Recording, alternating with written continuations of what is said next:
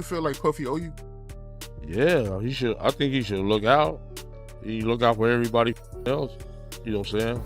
I hope the Vegas Police Department do their due diligence and get down to the bottom of it. The whispers and murmurings we've been hearing about Diddy's connection to Tupac's 1996 assassination have finally reached a breaking point. Just recently, Southside Compton's notorious Keefe D, whose involvement with the crime has been the subject of speculation for years, was arrested.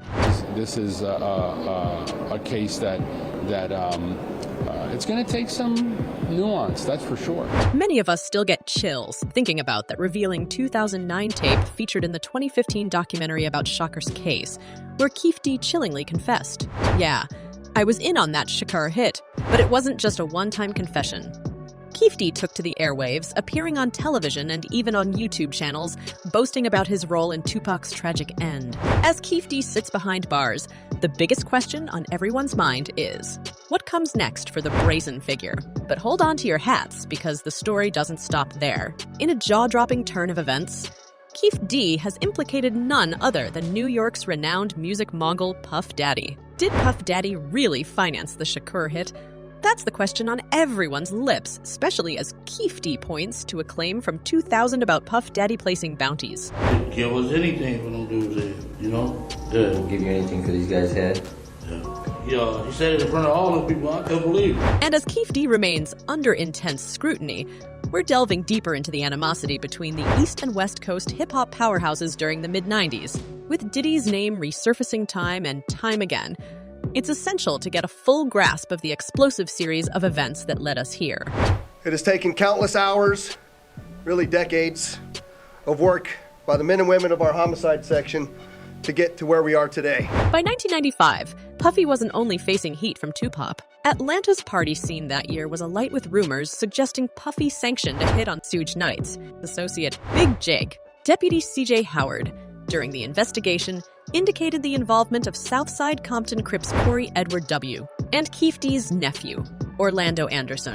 Keefe D, never one to hold back, even mentioned Puffy's penchant for distributing concert tickets to the Southside Compton Crips during his California performances. This raised eyebrows. Was it a mere token of appreciation, or a strategic move against Suge Knight's dominant Bloods?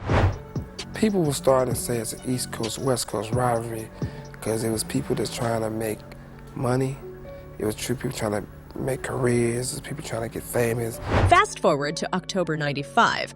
With Suge Knight firmly in Tupac's corner, the temperature soared. DVS Ash, a childhood friend of Tupac, vividly recalled a pivotal moment in the Death Row saga, Knight's visit to Tupac in prison. He said, "They drafted everything up right there in front of me. Tupac told Suge what he wanted. A car, a cool million up front, and a home for his mom.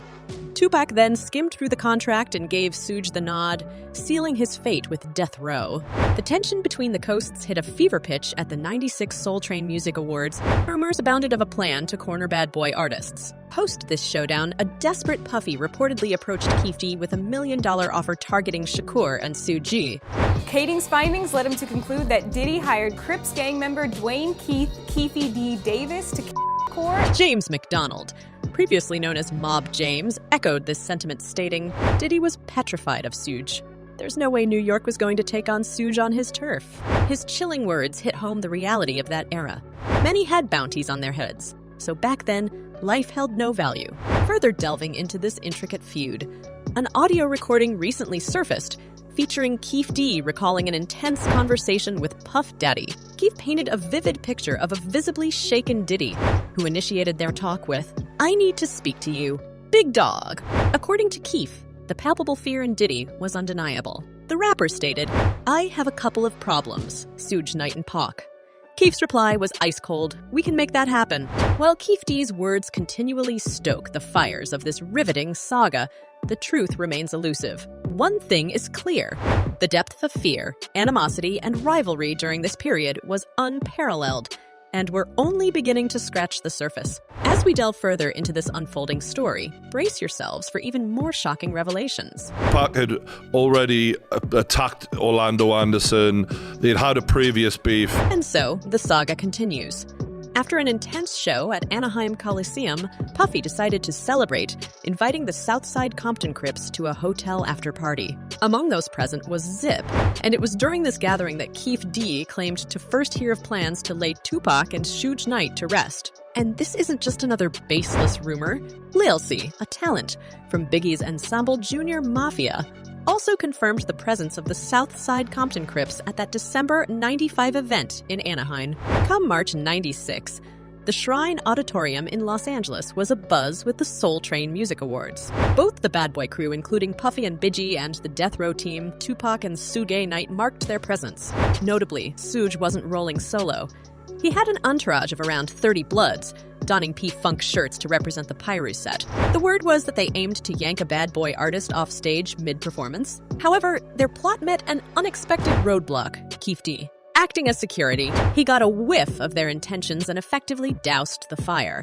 Still, tensions ran high. When paths of the rival crews crossed, sparks flew. In the aftermath, Puffy's chief protector, Gene Deal, alleged that a frustrated Puffy expressed indifference about whether Pac, Biggie, or Suge Knight saw another sunrise. I said, yo, we sure did. He said, yeah. He said, Big got a He said, yo, he said big. Following the heated events at the MGM Grand in September '96, the atmosphere in Las Vegas was electric. Keefe D, along with Eric Zip Martin, found themselves in Sin City. Notably, they didn't come alone.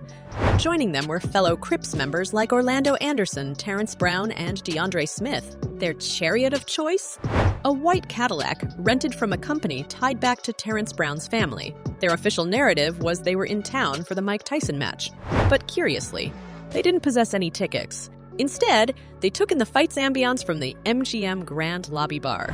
All these years later, we finally find out that it was Orlando Anderson who pulled the trigger, Keefe D who gave him the gun and set it up, and P. Diddy who paid them. Done. Meanwhile, Tupac Shakur, Suge Knight, and the Death Row entourage, which included some members of the Blood Gang, also marked their presence in Las Vegas. This wasn't just a pleasure trip for Tupac. He was on a community service mission tied to Club 662's charity event. Yet, the night took a dramatic turn when Trevon Lane, an affiliate of Suge's Blood Gang, identified Orlando Anderson in the crowd. Lane's history with Anderson was tainted, especially after an alleged attempt by the Crips to seize Lane's coveted Death Row chain, believed to have had a bounty placed on it by Puff Daddy. This identification escalated rapidly, leading Tupac to confront Anderson with Suge and the Bloods hot on his heels. We received word that Keefe D, during a meal with Zip, was briefed about the altercation involving Orlando. From their conversation, it was apparent that Zip, rumored to be privy to the $1 million bounty information, saw a prime window opportunity. In a surprising revelation, Keefe D, during his confession, stated that their Vegas journey had been unarmed. It was Zip who reportedly supplied them with the crucial firepower, a Glock. The subsequent hours were a tense cat-and-mouse chase. While Keefe D and a few Crips set their sights on Club 662, Orlando Anderson and two others stayed loyal to the white Cadillac. After a futile wait at Club 662, Keefe D switched vehicles. Jumping into the Cadillac, their hunt led them to a liquor store, and post this brief stop, their pursuit for Suge's BMD, containing Tupac, intensified. So that's just the law. You pull a gun, you use it. The scene on Flamingo Road that night was chaotic. The identification of Tupac's car was made easier by adoring fans calling out to him. Yaki Gaddafi, an artist close to Tupac, was close enough to observe the Cadillac's driver, pinpointing a white cap, eerily similar to the one Keefe D was photographed wearing. This attention to detail, however, was overshadowed by the fateful moment when Keefe D reportedly handed the Glock over to Orlando Anderson. As they were in the white Cadillac, Mr. Davis took the gun that he had obtained and provided it to the passengers in the rear seat of the vehicle. The aftermath was devastating. Tupac Shakur, an icon in his own right, faced a fatal assault. Recollections of the night were grim. Keefe D recollected the first shot, believing it had incapacitated Suge. Contrarily, Suge presented his version, crediting Tupac with saving his life. He emotionally stated, "Pac saved my life," referring to a bullet that had merely grazed him. "I got shot in the head. It's still there." The best way to characterize that is Dwayne Davis was the shot caller for this group of individuals that committed this crime. In the storm of whispers that followed, all eyes sharply turned to the alleged string puller behind the scenes, Puff Daddy, with Keefe D's bombshell revelations surfacing. The narrative took a pivotal twist. This shift in focus wasn't just a random development. It was fueled by assertions from industry insiders and artists, and leading the charge, vocalizing these suspicions, was the formidable voice of Curtis Jackson, widely recognized as 50 Cent. The latest salvo fired by 50 Cent took place on Monday, October 9. An incendiary Instagram post featured a snapshot of Shakur and Suge Knight in the infamous black BMW from that tragic September 1996 evening. The caption, bold and provocative, read, "Damn so Pac got lined by Brother Love," a nod to Diddy's alternate nickname. 50 Cent's post ended with a stark message for Diddy, implying impending legal trouble. Lol time to lawyer up. Yet, 50 Cent's barrage didn't stop there. At a recent live performance, the G-Unit leader doubled down on his claims. Speaking to a captivated audience, he quipped, "Maybe I said that stuff about Puffy because he got Tupac killed." While it's unclear whether there's truth to these allegations or if they're merely the latest chapter in the long-standing rivalries that mark the hip-hop landscape, one thing is certain. With the weight of 50 Cent's reputation behind these statements, the plot has thickened even more in this already convoluted saga of enmity, deception, and enigma. The twists and turns of the hip-hop world's history have us gripped. As the saga unfolds, a burning question arises. Do you believe Diddy had a hand in Tupac's demise, or is 50 Cent just adding fuel to the fire? Let us know your thoughts in the comments. Stay tuned for more celebrity insights. Until next time, stay curious.